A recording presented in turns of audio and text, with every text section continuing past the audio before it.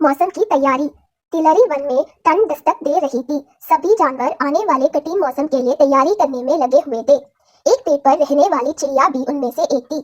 हर साल की तरह उसने अपने लिए एक शानदार घोंसला तैयार किया था और अचानक होने वाली बारिश और ठंड से बचने के लिए उसे चारों तरफ से घास फूस से ढक दिया था।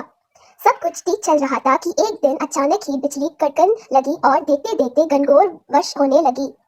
बारिश से ठंड भी बढ़ गई और सभी जानवर अपने अपने घरों की तरफ भागने लगे। वह चिड़िया भी तेजी दिखाते हुए अपने घोंसला में वापस आ गई और आराम करने लगी।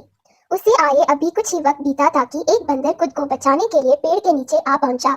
चिड़िया ने बंदर को देखते ही कहा, तुम इतना होशियार बने फिरते हो तो भला ऐसे मौसम से बचने के लिए घर क्यों नहीं बनाया। यह सुनकर बंदर को गुस्सा आया, लेकिन वह चुप ही रहा और पेड़ की आड़ में खुद को बचाने का प्रयास करने लगा। थोड़ी देर शांति रहने के बाद चिड़िया फिर बोली, पूरी गर्मी इधर उधर आलस में बिता दी, अच्छा होता अपने लिए एक घर बना लेता। यह सुन बंदर ने गुस्से से कहा, तुम अपने से मतलब रखो, मेरी चिंता छोड़ दो।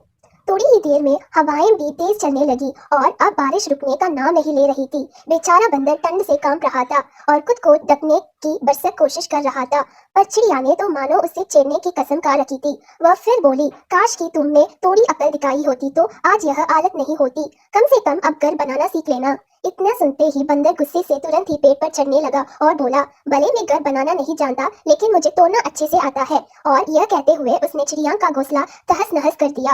अब चिड़िया भी बंदर की तरह बेघर हो चुकी थी और ठंड से कांप रही थी। सीख, हमेशा अपने काम से काम रखो। यदि आप मदद नहीं कर सकते हैं तो उसे बेकार के उपदेश ना दें।